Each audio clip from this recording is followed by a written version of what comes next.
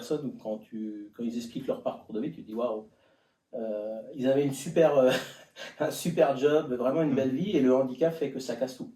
Pas toujours, hein, bien sûr, hein, toujours, mais le handicap peut générer une séparation, peut générer un divorce, oui, il n'y a pas que la vie professionnelle qui est touchée.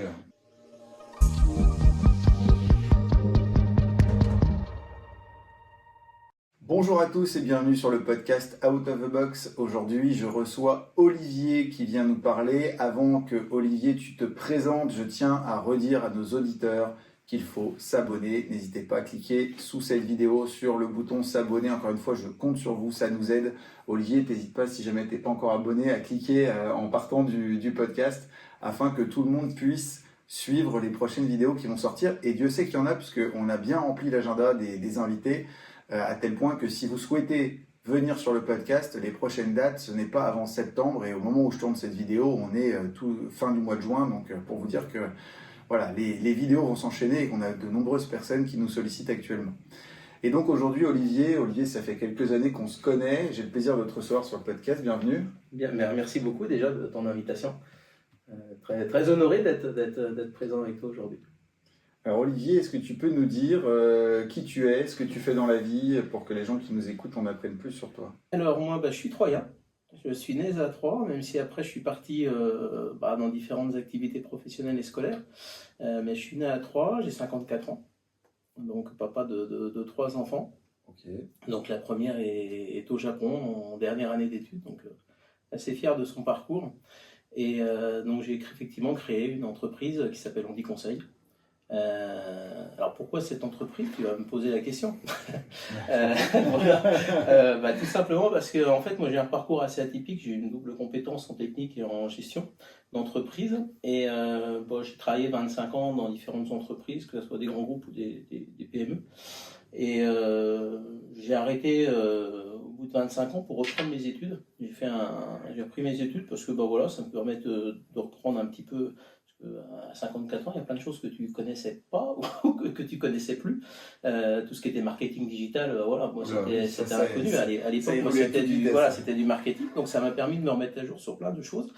Ensuite, j'ai fait du management de transition et j'ai travaillé pour une entreprise adaptée de Troyes que j'ai installée sur Troyes.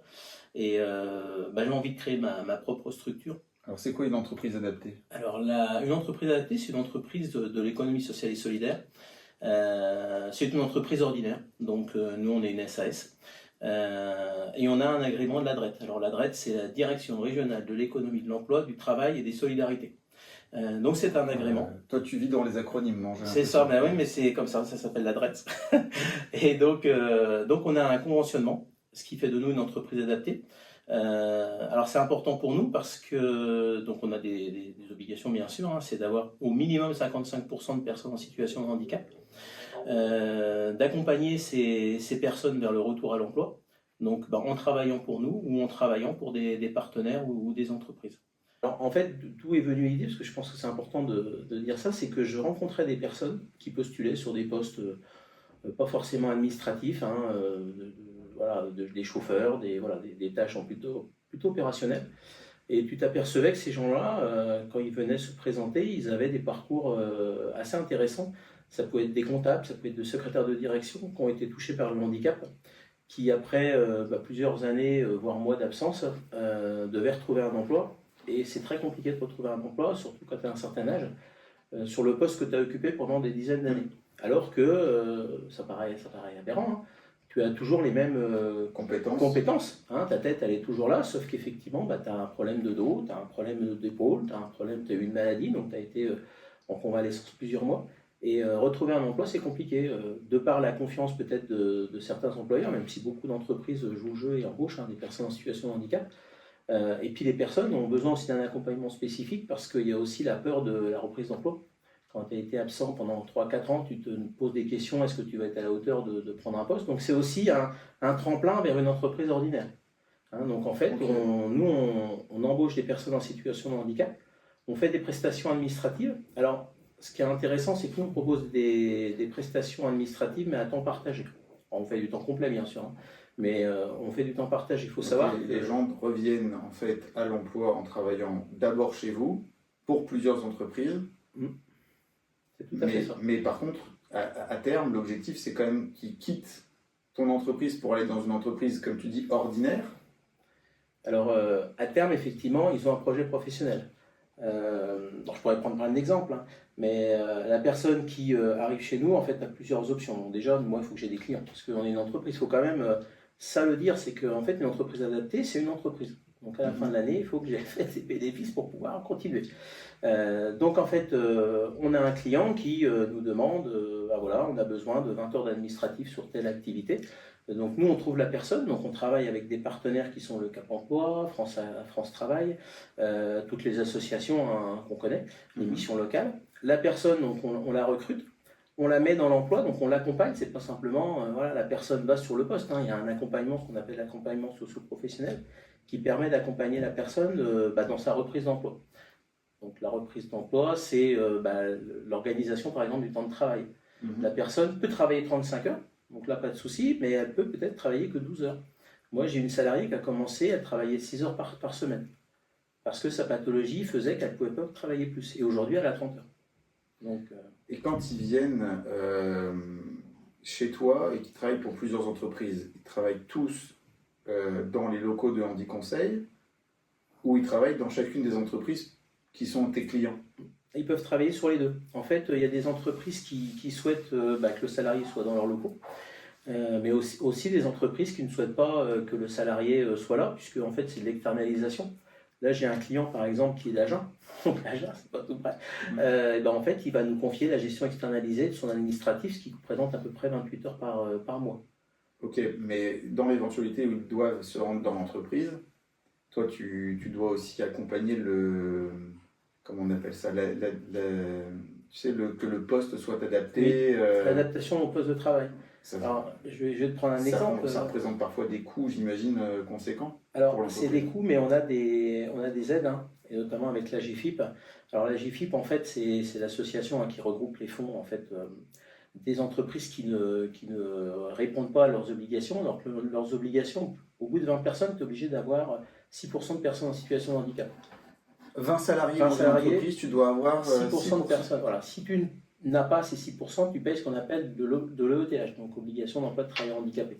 Et c'est ces fonds-là qui ensuite servent à la GFIP et qui permettent d'aménager les postes, aussi bien pour des entreprises ordinaires hein, que nous. Donc typiquement, on a un client, la personne, alors habituellement le handicap est invisible. Hein. À 80, bon là elle est en fauteuil, la personne, donc la TCAT va chercher la personne à son domicile, la dépose à l'entreprise, je ne sais pas si je peux citer l'entreprise, bien que c'est une grande entreprise de 3. Hein. Donc le salarié va travailler pour cette entreprise-là et la TCAT vient rechercher le salarié pour la ramener chez elle. Donc ça c'est une solution qui est super intéressante pour le salarié et puis pour l'entreprise. Parce qu'effectivement, la personne, si elle n'avait pas ça, elle ne pourrait pas se déplacer à l'entreprise et donc travailler. Et ensuite, elle réalise, elle travaille 20 heures par semaine, je crois que c'est 3 jours par semaine. Elle réalise toutes ses tâches administratives, c'est de la saisie administrative. Et lui, ça lui permet effectivement de reprendre le travail chez le client. Okay. Maintenant, j'ai la même chose, c'est une personne qui ne peut pas bouger de chez elle puisqu'elle n'a plus d'immunité. Et donc cette personne-là, en fait, reste en télétravail, quasiment, alors c'est une obligation d'ailleurs qu'elle regrette, parce que voilà, l'objectif aussi de la reprise d'emploi, c'est d'avoir une vie sociale, hein, une vie professionnelle. Donc elle vient ponctuellement, mais elle est obligée voilà, d'avoir un masque et de se protéger. Et elle travaille 12 heures par semaine sur... Alors elle, c'est une commerciale, puisque c'est une ancienne commerciale qui a travaillé plus de 20 ans sur 3, et donc qui fait de la prospection téléphonique pour nous, nos clients. Ok. Et... tu nous as dit donc que tu étais papa, que tu avais lancé une première entreprise, puis celle-ci dans le handicap, mais tu ne nous as pas dit pourquoi le handicap. Est-ce que tu es touché à titre personnel, un de tes proches ou... Moi, je ne suis pas touché par le handicap, mais dans mes différentes activités professionnelles, en 25 ans, j'ai toujours eu cette appétence, tu vois, pour voilà, l'inclusion des personnes différentes. Hein. Donc forcément, il y a le handicap, mais pas que. Et c'est vrai que j'avais, en tant que directeur d'entreprise ou de site logistique, je mettais en place ce qu'on appelle la QVCT, donc la qualité de vie au travail. Et donc j'avais quand même cette appétence sur le bien-être au travail, sur le fait que les personnes doivent se sentir bien. Et c'est vrai que lorsque j'ai été appelé pour créer une première entreprise adaptée, que j'ai quittée aujourd'hui, bah voilà, j'ai vraiment eu la fibre en fait pour accompagner les personnes en situation de handicap parce que c'est des personnes qui ont un vrai parcours de vie très compliqué des fois, hein, parce que genre, je reçois des personnes où quand ils expliquent leur parcours de vie, tu te dis waouh, ils avaient un super job, vraiment une belle vie, et le handicap fait que ça casse tout. Pas toujours, hein, bien sûr, hein, mais le handicap peut générer une séparation, peut générer un divorce, oui, il n'y a pas que la vie professionnelle qui est touchée. C'est ça. Et donc après, il y a la partie soin aussi, hein, parce que moi j'ai des personnes par exemple qui ont de la fibromyalgie. La fibromyalgie, c'est très compliqué à gérer, hein, puisque c'est des douleurs, hein, et ça peut être une journée, j'ai des douleurs, puis l'autre journée, j'en ai moins, avec des traitements plus ou moins lourds. Donc le fait d'accompagner ces personnes-là, je trouve que moi ça me parle, et c'est valorisant. C'est valorisant. Et tu vois, quand j'étais dans une entreprise, je vendais un service, j'étais content, j'avais fait 100 000 euros de chiffre d'affaires, super. Là, c'est pas 100 000 euros que je vais simplement gagner, c'est l'emploi de 2 personnes. Et quand tu vois les 2 personnes arriver grâce à toi, parce que tu leur as trouvé quelque part une activité, parce que dès que je trouve un client, derrière, j'embauche une personne. Donc la valorisation du n'est pas du tout la même. C'est valorisant parce que tu te dis, waouh, j'ai trouvé du travail pour 1, 2, 3 personnes, une personne qui est très très éloignée de l'emploi souvent, alors là on a une personne, c'était très compliqué puisqu'elle était au RSA, elle a un bac plus 5. Donc tu vois, les diplômes ne font pas que la personne va trouver, c'est plus facile, mais dans son cas, c'était pas forcément facile avec sa maladie. Quand elle explique tout ce qu'elle a, l'entreprise ne l'embauche pas.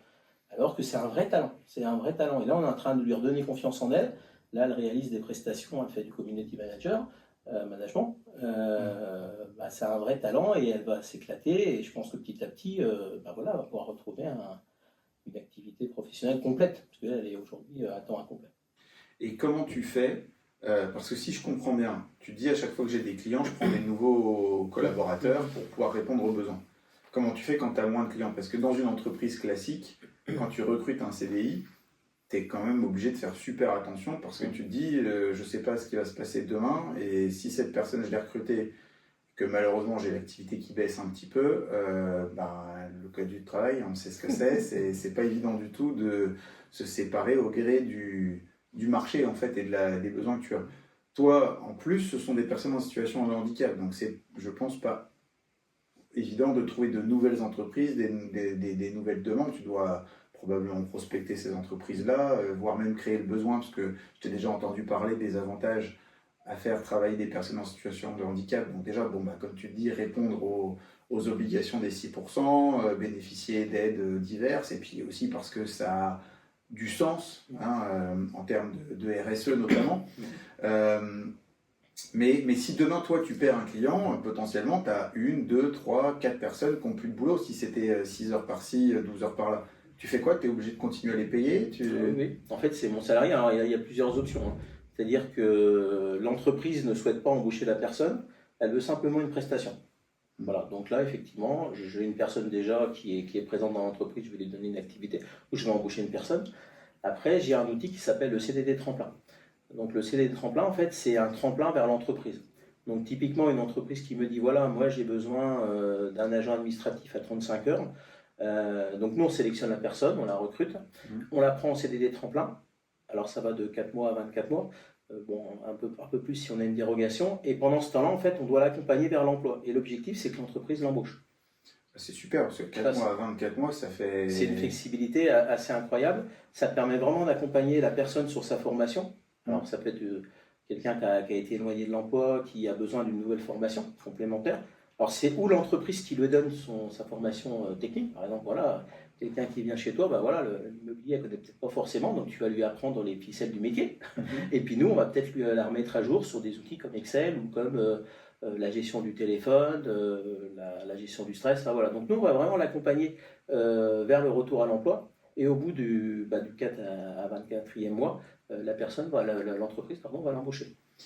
Et du coup, toi, tu fais payer en fait de la prestation. Je fais payer de la prestation. Donc quelque part, l'avantage, c'est aussi que la période d'essai, elle peut correspondre à 24 mois, ce qui paraît... parce que pour l'entreprise qui est cliente, pour elle, toute cette période, c'est une période de mise à l'essai du futur salarié.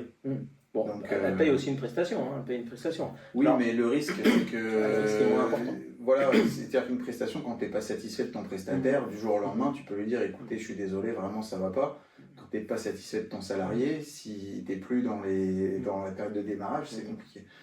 Ok, et à l'inverse, du coup, au bout de 24 mois, ou en tout cas à l'issue du contrat, il y a normalement le transfert du salarié qui se fait. C'est ça.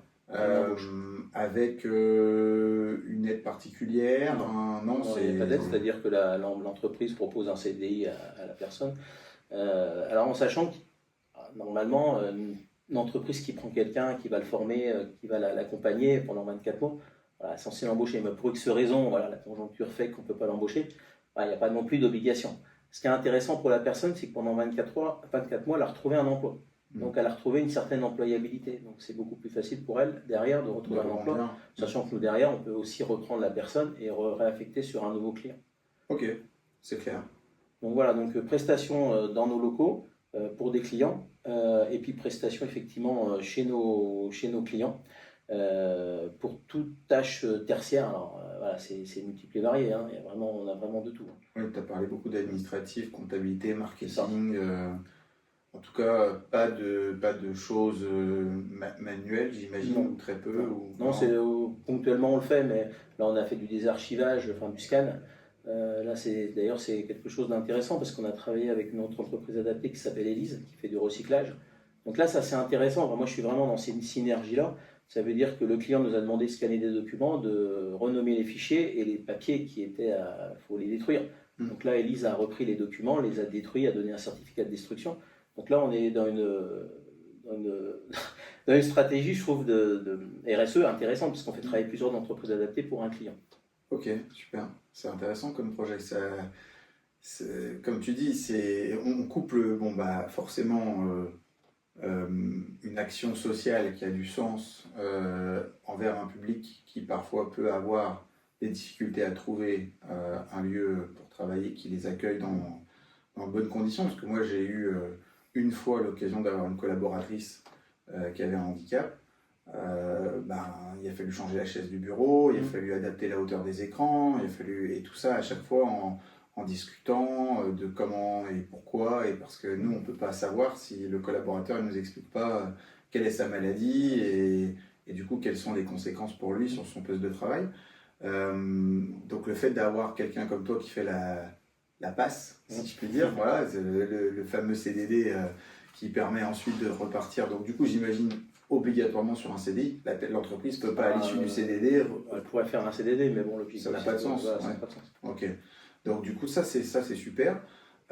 Et puis en même temps c'est quand même très dans l'air du temps. En effet cette démarche RSE, c'est positif pour les entreprises, c'est positif aussi en termes d'image. Donc non, tu as raison, c'est super. Et si en plus de ça tu fais plusieurs acteurs du territoire ensemble qui agissent de concert et puis au bénéfice des entreprises du coup, pas que locales là pour le coup a priori, parce que les clients j'ai l'impression qu'ils sont un peu de partout. Ok. Et combien de personnes au total aujourd'hui? Alors aujourd'hui on est 25 personnes. Donc 25 personnes au total. 25 personnes mais pas 25 ETP. Voilà, c'est ce que j'ai dit. Je crois 13,5, je n'ai pas révisé avant, mais on doit être à 13,5 ETP. Donc pour ceux qui nous écoutent, les ETP c'est équivalent temps plein. Voilà. Donc ça veut dire qu'en moyenne les gens sont plutôt en mi-temps. C'est ça. J'ai finalement très peu de personnes à temps complet, alors j'en ai bien sûr, hein, mais j'ai beaucoup de personnes qui sont à 20 heures. Je crois que celle qui fait le moins de temps de travail c'est 12 heures. Après c'est 20 heures, 24 heures, et puis après on tombe sur j'ai un 30 heures aussi. En fait ça s'adapte, on adapte vraiment le temps de travail à la pathologie de la personne, aux souhaits de la personne aussi, hein, parce que par exemple j'ai des mères au foyer qui sont en situation de handicap mais qui ont des enfants. Donc le mercredi, ils prennent leur mercredi, ça leur permet de s'occuper des enfants puis un petit peu de se reposer, même si d'avoir des enfants le mercredi, ça ne repose pas forcément. Mais en tout cas, voilà, ils s'échappent un petit peu du quotidien. Nous, on adapte en fait vraiment nos horaires et nos contraintes avec nos clients. Par exemple, on fait de la prospection téléphonique pour nos clients, qu'on appelle le lundi ou le mardi. Globalement, c'est la même chose. Ce que je veux mon client, c'est à la fin de la semaine avoir des rendez-vous calés dans son agenda. Donc là, on est flexible. Par contre, effectivement, on a gagné un appel d'offres avec le ministère de l'Agriculture où on gère les dossiers CERFA des ruches. Donc quand tu es apiculteur, tu es une ruche, tu dois faire une déclaration de ruche. Donc toutes les déclarations viennent chez nous.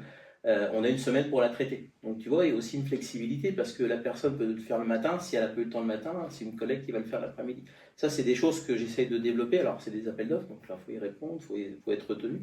Parce que ça, c'est de l'activité, comme tu disais tout à l'heure. Voilà, il y a un client pour X raison qui souhaite arrêter. Bah, la personne peut revenir dans nos locaux, on peut l'occuper par ses tâches administratives. Oui, parce que tu as des contrats sur le bah, long là, terme. c'est un appel d'offres à 4 ans, donc voilà. Là, c'est top. Après, c'est vrai que nos contrats, moi, je les ai voulu volontairement flexibles. Ça veut dire que nos contrats, il y a 1 mois de préavis. Ça veut dire que la personne travaille avec nous. Au bout d'1 mois, enfin, voilà, si elle souhaite arrêter, on finit le mois et on s'arrête. Je les ai voulu volontairement comme ça. Je ne veux pas avoir un contrat à l'année. On dit, voilà, on est obligé de finir l'année. Non, parce que j'ai confiance en ma prestation. Je comprends. Peut-être que j'ai tort, mais je trouve que c'est commercialement, je trouve que c'est intéressant de dire, voilà, c'est flexible. Là, j'ai un client, il prend une personne 12 heures par semaine. La semaine suivante, il a besoin de 20 heures, bon, on met 20 heures. S'il a besoin de 8 heures, on va faire 8 heures. C'est une agilité que je propose aux clients. Alors, c'est une sacrée contrainte pour nous, parce que voilà, faut gérer les plannings. Mais derrière, le client, c'est ça qu'il veut, en fait. Là, j'ai un chef d'entreprise, il avait une secrétaire de direction, il dit, voilà, aujourd'hui, j'ai plus l'activité de 35 heures, j'ai besoin de 10-12 heures. Est-ce que vous pouvez le faire? Je dis oui. Donc, lui, c'est intéressant financièrement. Alors, il faut savoir aussi que nos prestations sont éligibles à la réduction, ce qu'on appelle OETH, obligation d'emploi de travailleurs handicapés. Ça veut dire que si l'entreprise paye de l'OETH, il va pouvoir déduire de cette OETH 30% de la prestation. Donc typiquement, je travaille pour des maisons de champagne, on fait 30 000 euros à l'année, c'est de la prestation administrative, on peut avoir déduire 30% de cette somme sur leur déclaration d'OETH. Mais économiquement, c'est intéressant pour eux. Ils s'inscrivent dans une démarche RSE. Là, vraiment, on est en plein dans la RSE, et c'est quelque chose d'agile. C'est-à-dire que si on rappelle des clients pour les maisons de champagne ou qu'on appelle pour un événement, c'est flexible puisqu'on va s'adapter aux besoins de notre client. Ok, bon, je vois très bien comment ça peut fonctionner. Je suis en train de réfléchir parce que je pense notamment, alors toi tu me parles d'une entreprise qui avait besoin d'une assistante pour moins de 35 heures. Je pense à des personnes que je connais qui ont des sociétés et qui ont parfois besoin d'un coup de main pour la comptabilité, etc. C'est souvent des tâches qui sont très chronophages pour le chef d'entreprise, surtout quand on est sur une TPE. Et puis non seulement elles sont chronophages, mais en termes de valeur ajoutée, quand tu dois piloter ta société au quotidien, très clairement t'asseoir derrière le bureau pour regarder les rapprochements de TVA et compagnie, c'est pas... ça ne te donne pas le sentiment d'avoir fait quelque chose pour ta boîte, quoi. Donc c'est tout à fait le type de solution qui s'adapte aussi aux TPE pour voilà. Alors après, avec le bénéfice d'avoir contribué à aider des gens en situation de handicap à retrouver de l'emploi, etc. Mais vraiment rien que le fait d'avoir comme ça des personnes qualifiées en temps partagé. D'ailleurs, avant l'entreprise adaptée, avant 10 conseils, depuis des années, j'entends parler de salariat dans des structures qui, elles, mettent ensuite à disposition les personnes qualifiées pour les entreprises en fonction de leurs besoins. Je crois qu'il y a 600 000 personnes en France qui travaillent sur ce mode-là. Donc tu vois, c'est quelque chose d'assez développé, le temps partagé. Il y a 600 000 salariés. J'avais vu ça, je ne sais plus dans quelle étude, 600 000 personnes qui travaillent sur ce mode-là, d'emploi partagé. Ok, top. Écoute Olivier, merci. Franchement, très intéressant ce podcast. Je pense que beaucoup de personnes apprendront sur ce modèle d'entreprise et puis peut-être que certains se manifesteront pour être aidés à retrouver un emploi. Est-ce que tu souhaites rajouter quelque chose? Est-ce qu'on aurait oublié un sujet? Non, écoute, le sujet, nous, c'est de développer l'entreprise, parce que j'ai quand même 150 personnes en vivier. Ça paraît fou, hein? J'ai 150 personnes qui, aujourd'hui, pourraient trouver un emploi si on avait les clients en face. Tu as 25 collaborateurs, mais tu as 150 personnes qui attendraient d'être salariés chez toi. Différents profils, hein, si tu avais plus de travail. Donc en fait, c'est plus un appel à l'entreprise qu'un appel au salariat. Absolument. Alors, maintenant, il y a toujours beaucoup de personnes qui peuvent postuler, il n'y a aucun problème. Mais effectivement, j'ai aujourd'hui à peu près 150 personnes, je me demande si c'est pas plus maintenant. Alors, c'est personnes de tous horizons. Dans le tertiaire, dans le tertiaire, ça peut être de l'agent administratif. Là, on a pris quelqu'un, par exemple, c'était une ancienne assistante médicale. Elle était aide-soignante. Voilà. Elle était aide-soignante. Avec le métier, elle a des problèmes de dos. Elle a fait, donc c'est une dame qui a à peu près 56 ans, alors elle va m'écouter, il faut que je fasse attention à son âge. Elle a fait une reconversion administrative, puisqu'effectivement, bah voilà, c'est plus un travail de bureau qu'il lui fallait. Elle a fait une formation à Pigier d'ailleurs. Et là, bah, je l'ai intégrée dans mes équipes. Elle travaille 30 heures. Elle est tombée amoureuse de Excel. Parce qu'elle me dit, voilà, j'ai appris Excel à l'école, ça m'a plu. Mais j'ai jamais mis en pratique, parce qu'effectivement, une fois que j'ai eu ma formation, il fallait trouver un emploi. À un certain âge, en situation de handicap, sans vraiment beaucoup d'expérience, même si l'expérience, mais voilà, là c'est dans l'administratif. Donc nous on l'a intégrée, elle fait des super, vraiment des très belles tâches, on est en train de la monter en compétences, parce que c'est ça aussi l'objectif de l'entreprise adaptée, c'est la montée en compétences. Et là effectivement on va l'intégrer à partir de septembre, sur un client qu'on va signer. Et donc là en plus, elle cumule deux problématiques à trouver un emploi.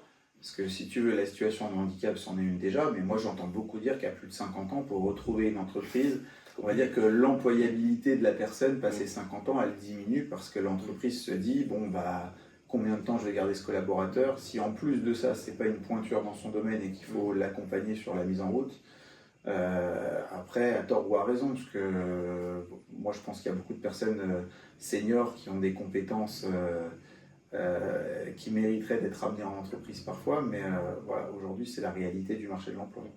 Ok, très bien. Bon, bah écoute, merci Olivier. Est-ce que pour conclure ce podcast, tu as une actualité à nous partager? Alors, on a mis en place des handicafés, mais maintenant ça sera septembre, puisque le prochain c'est la semaine prochaine, donc là c'est un peu court. L'objectif de l'handicafé, justement, c'est de mettre en relation des prestataires. Alors, par exemple, là, on reçoit notre partenaire qui est Cap Emploi, qui va proposer son offre de service pour les entreprises.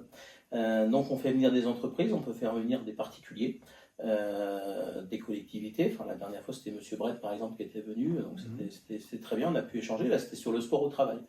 Donc, forcément, c'est lié au handicap, hein, le sport au travail, justement, le sport adapté. Là, c'est effectivement les différentes aides que l'entreprise peut avoir si elle intègre une personne en situation de handicap. Donc ça, c'est notre activité de septembre. Sachant que là, on est vraiment en train de travailler parce que, comme tu l'as dit tout à l'heure, on a une vraie solution pour des petites entreprises. Parce que moi, mes clients, c'est l'entreprise individuelle, hein. C'est-à-dire la personne qui crée son entreprise, qui aujourd'hui est plombier, et dit voilà, mon administratif, je ne sais pas comment faire, ma pré-comptabilité, j'aimerais bien avoir quelqu'un qui me saisisse ça et ça m'évite de passer le week-end à faire ça. Ou la grande entreprise qui, on a des belles entreprises qui nous accompagnent. Déjà, il y a la barrière des 20 salariés. C'est ça. C'est-à-dire que soit tu t'adresses à des gens qui ont moins de 20 personnes et du coup, leur sensibilité, c'est la flexibilité, peut-être aussi le fait que comme c'est une personne en situation de handicap, on a du sens aussi dans l'accompagnement, dans le recrutement, mais c'est pas l'économie sur la taxe. Non, c'est pas l'économie. Voilà, par contre, pour les grosses sociétés... C'est une économie assez importante. Ouais, ok. Donc notre activité, voilà, c'est ça, c'est parce qu'on a beaucoup de congés, les entreprises vont être en congé, et effectivement, ils font appel à nos services pour pallier à l'absence d'un standardiste, voilà, d'une personne qui a l'accueil, de quelqu'un pour gérer la comptabilité, parce que l'histoire continue, hein, même s'il y a des entreprises qui ferment, hein, mais il y a des entreprises qui continuent. J'espère que mes collaborateurs ne vont pas regarder notre vidéo, parce que comme on a une assistante qui est parfois en congé, à chaque fois qu'il faut la remplacer, ils vont me dire appelle Olivier et débrouille-toi avec lui. Moi, je peux faire un contrat à l'année, c'est pas un souci. Ok, écoute, merci Olivier. Donc pour le mois de septembre, on vous mettra de toute façon des renseignements sur Handy Conseil sous la vidéo, de façon à ce que vous puissiez rentrer en relation avec eux, que vous soyez une entreprise qui recherche un collaborateur avec cette flexibilité sur le temps de travail, mais aussi avec le sens que ça a de pouvoir employer une personne en situation de handicap, ou que vous soyez vous-même touché par le handicap et donc que vous puissiez faire appel à Olivier. Alors vous serez le 151e, donc il faut aussi que vous lui ameniez une solution en termes d'ouverture de marché et de potentiel. Bon, on en sourit, mais c'est quand même une triste réalité. Ça veut dire quand même qu'il y a aujourd'hui en recherche d'emploi énormément de personnes qui sont privées.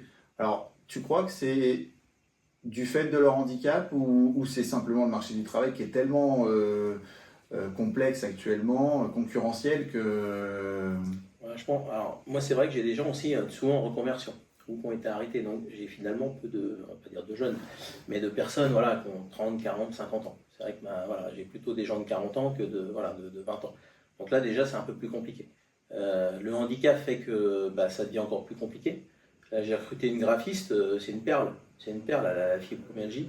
Le souci, c'est que lier son handicap à son activité, c'était compliqué pour son ancien employeur. Moi, ça ne pose pas de problème. Elle adapte ses horaires, elle fait du télétravail. Un graphiste en télétravail, il n'y a aucun problème. Il faut juste lui donner le matériel, qu'elle soit parfaitement confortable chez elle. C'est tout. Mais effectivement, des entreprises, alors beaucoup d'entreprises jouent le jeu, hein, on a vraiment des partenaires extraordinaires qui justement nous font confiance, intègrent des personnes en direct, hein, parce qu'ils ont aussi une politique d'emploi.